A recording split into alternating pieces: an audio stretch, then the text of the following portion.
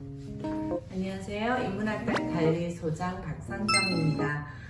저는 지난 시간에 이어서 지금 미국의 현존하고 있는 포스트 모던 대표적인 작가인 돈 드릴로라고 하는 작가를 소개하는 시간으로 이어가고 있는데요.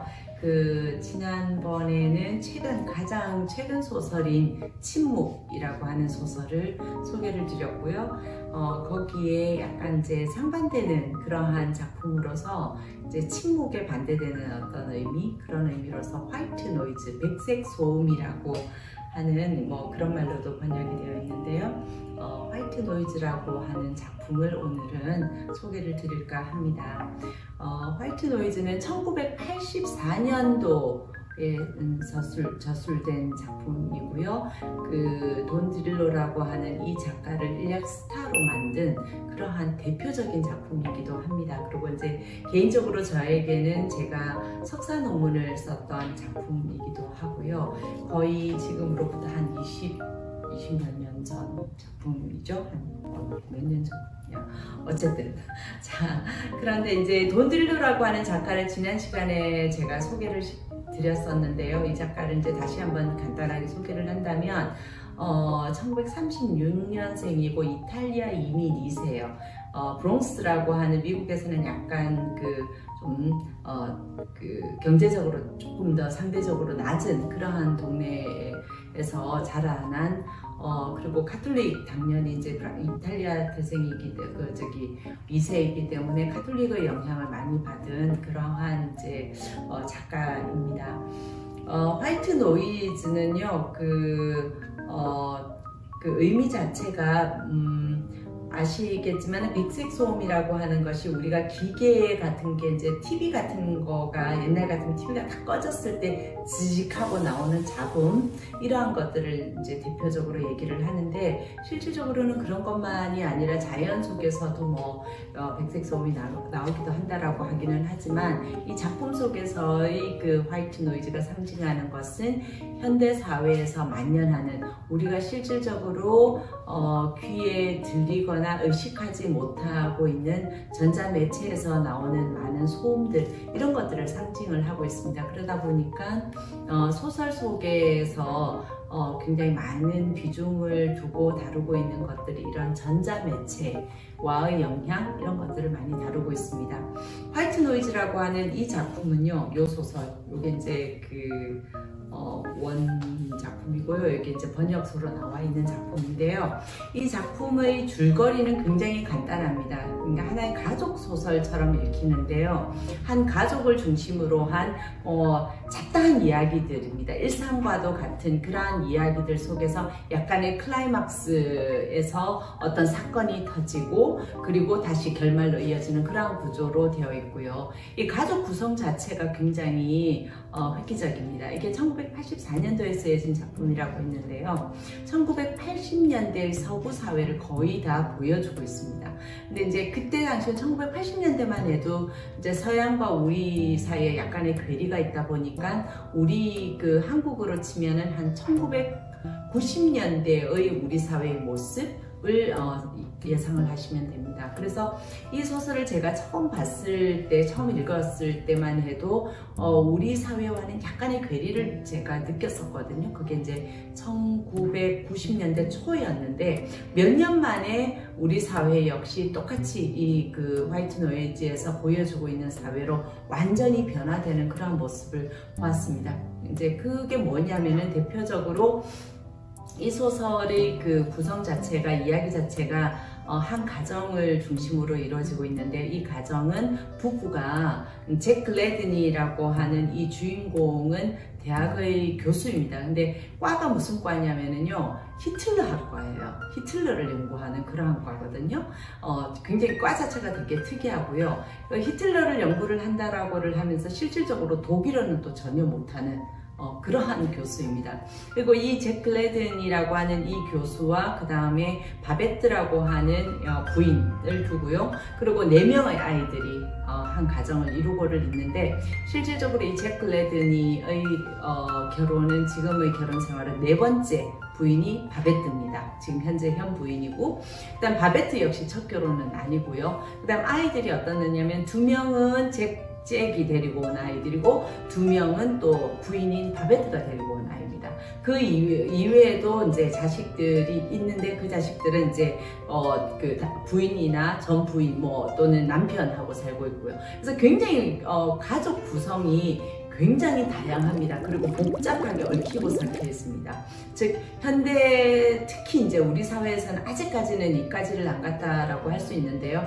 현대 서구 사회에서의 가족이라고 하는 것이 어떤 붕괴된, 이전과는 달라진 어떤 모습, 이런 것들을 적나라하게 보여주고 있습니다. 근데 그러면은 이것이 가족이나 어떤 우리가 알고 있는 가정, 여기에서만 적용이 되는 것이냐, 아니라는 것을 이제 드릴로는 여실하게 다른 사회의 모든 면으로까지 확대돼서 보여를 줍니다. 그래서 이러한 이제 가족에서 일어나고 있는 조그마한 사건들, 이런 것들을 통해서 사회 전반에 걸쳐서 지금 변화되고 있는, 우리 사회 전반에 걸쳐서의 어떤 변모, 이런 것들을 보여주고 있는 작품이라고, 소설이라고 볼 수 있습니다. 그래서 어떤 것들이 이제 여기서 드러나느냐 하면은요, 사건이 이제 이 4명의 아이들을 키우면서 이 4명의 아이들과 아버지와의 대화, 어머니와의 대화, 이런 것들이 소설에서의 거의 대부분을 차지를 하거든요.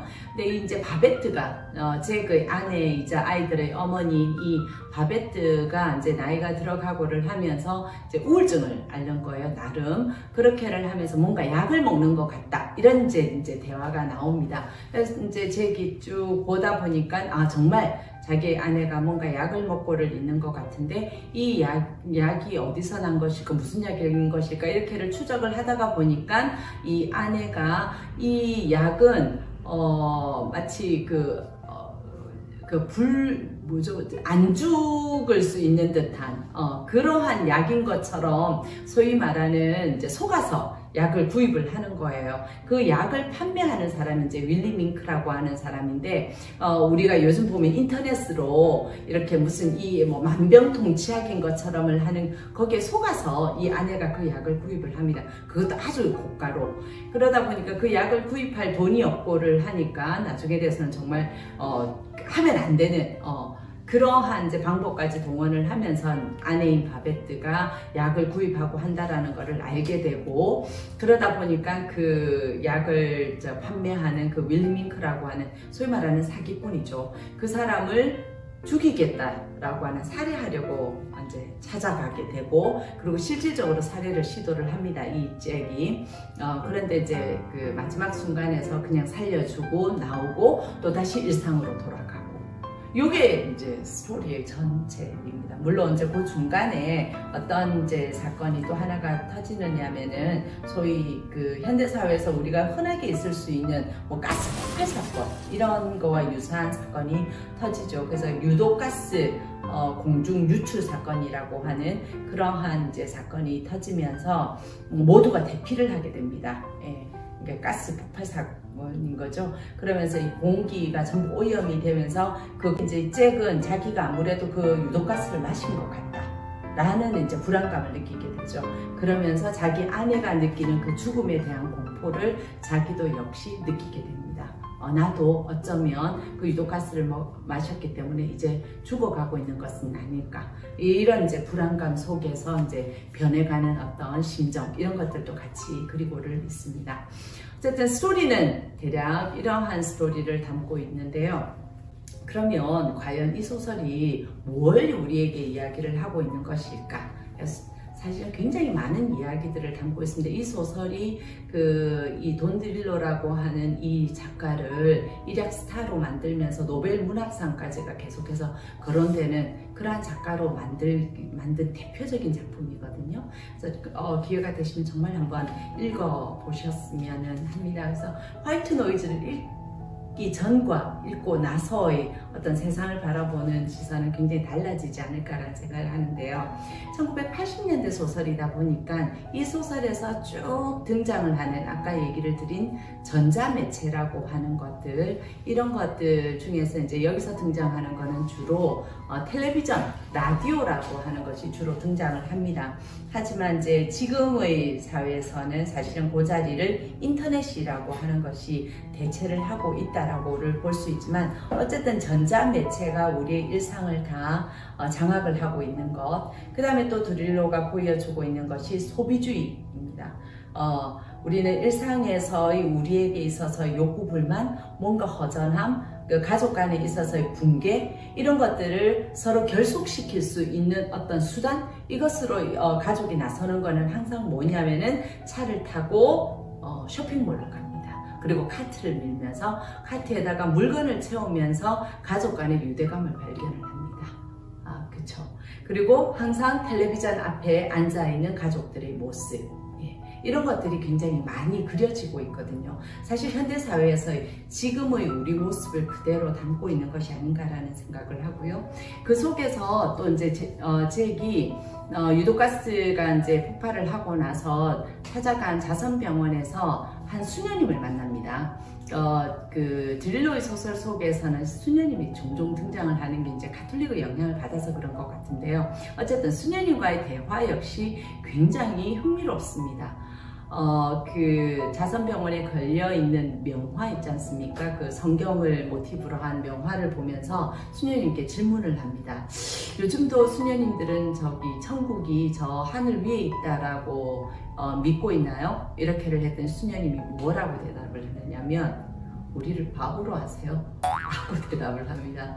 엄청난 충격이죠. 그렇죠? 그래서 아니 그럼 그렇게 믿지 않나요? 수녀님이잖아요. 이런 대화가 오고 갑니다. 드릴로는 여기서 무슨 얘기를 하고 있는 것일까? 그러니까 현대사회에서 요즘 우리가 굉장히 많이 느끼고 있는 부분이 아닌가라는 생각을 합니다. 종교 역시 과연 이전에 우리가 생각을 했었던 그 종교가 맞는가? 그렇죠? 종교는 과연 무엇을 믿고 있는가? 이게 자본주의 사회, 소비주의 사회로 넘어오면서 모든 것이 흔들리고 있는 것들을 보면서 그 속에서 그래도 우리가 믿고 있었던 종교마저도 흔들리고 있는 것은 아닌가라고 우리가 요즘 굉장히 느끼고 있는 그러한 부분들이 이미 드릴로는 1980년대에 그러한 모습들을 그려내고 있다라고 볼 수 있고요. 그러면서 뭐라고 하느냐면 이 종교가 잃어버린 그 자리에 실은 뭐가 이미 자리를 잡고 있느냐? 자본인 거죠. 자본 돈, 그죠? 그리고 또 하나 더는 전자매체인 것 같습니다. 요즘 이제 그 유명한 책 중에 보면은 구글 씨는 모든 것을 알고 있다. 우리나라에서는 네이버 신에게 물어봐라. 뭐 이런 식으로 얘기를 하듯이 그 자리에 이제 신의 자리에 뭐가 전자매체가 들어가 있는 것이죠. 인터넷, 그죠? 이런 것들이. 그래서 그런 것들이 소설 속에서도 그대로 드러납니다. 아버지 잭과 아들과의 대화에서 보면은 어떤 대화가 나오냐면, 오늘 밤에 비가 올 거래요. 올 거래요는 미래형입니다. 그래서 어디에서 그렇게 얘기했냐면 라디오에서. 이제 이 시대 때는 1980년대니까 라디오나 텔레비전을 얘기를 합니다. 지금 같으면 인터넷이라고 얘기를 하겠죠. 오늘 밤에 비가 올 거래요. 그랬더니 아버지가 뭐라 하느냐, 아니야 지금 비 오고 있어. 창밖을 보렴. 오늘 밤에 온다 그랬어요. 아니야 지금 오고 있어. 창밖을 보렴. 분명히 오늘 밤에 올 거라고 얘기했어요. 라는 대화를 합니다. 창밖만 보면 보이는데, 즉 창밖에서 실질적으로 지금 오는지 안 오는지는 별로 중요하지가 않죠. 어디에서 얘기했다? 전자매체에서 그렇게 얘기를 했다 라고 얘기를 합니다. 이런 식의 대화는 굉장히 자주 아버지와 아들 또는 아버지와 딸 사이의 대화에서 자주 등장하는 부분입니다. 물을 끓여 먹으래요. 누가 그래? 텔레비전에서 그랬어요. 이런 식의 대화들이고요. 그 다음에 이제 아버지가 너는 그렇게 텔레비전을 믿니? 또는 그렇게 뉴스를 믿니? 이런 대화도 나옵니다. 그렇게 얘기하니까 아들이 인간이 실수하는 것보다는 기계가 실수할 확률이 훨씬 더 적다라고 실험 결과가 나왔어요. 소위 말하는 과학적 잣대를 얘기를 하는 거죠. 지금의 우리 사회가 보여주는 많은 부분들이 이런 것이 아닌가? 어떤 사람의 말 또는 누군가의 감정, 어떻게 생각하면은 실험에 의해서 또는 통계에 의해서 기계적인 어떤 증거 자료에 의해서 보여줄 수 없는 것들은 더 이상 있는 것이 아니라고 보여지는, 그러면서 점점 더 전자매체에 인간이라고 하는 것이 더 소중한 것들은 밀려가고 있는 그러한 모습들, 이런 것들이 그대로 소설 속에서 굉장히 신랄하게 그리고 냉정하게 그려지고 있습니다.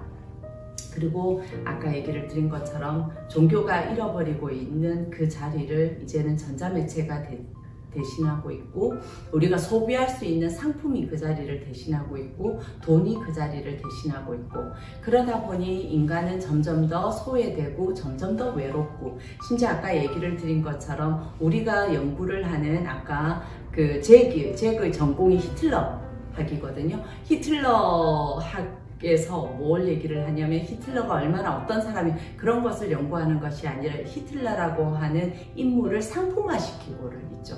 연구할 만한 어떤 상품으로서. 그래서 모든 것들이 학문이든 종교든 모든 것들이 이제는 상품으로 바뀌어버리고 있는 그러한 현실을 보여준다라고를 볼 수 있습니다. 그 속에서 결국은 인간은 더한 소외, 더한 외로움, 그렇게를 가다 보니까 점점 더 오히려 죽음에 대한 어떤 공포, 이런 것들이 점점 더 강해지면서 약이라든지 소비라든지 이런 것에 점점 더 기대게 되는 그런 모습들이 소설 속에서 굉장히 냉정하게, 그러면서도 정말 우리가 살고 있는 현실이 이렇구나 라는 모습으로 굉장히 객관적으로 들여다봐지게 됩니다.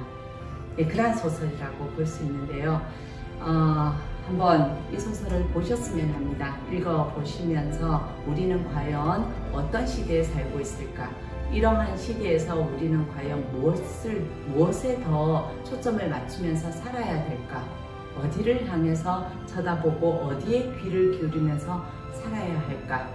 라고 하는 그러한 질문들을 던지고, 그리고 그러한 답을 찾는 그러한 과정이 되었으면 합니다. 오늘 화이트 노이즈라고 하는 작품이고요. 제가 드릴로이 소설 속에서 정말 가장 최고로 꼽는 그러한 소설이기도 합니다. 꼭 한번 읽어보시고 그리고 함께 나눴으면 합니다. 감사합니다.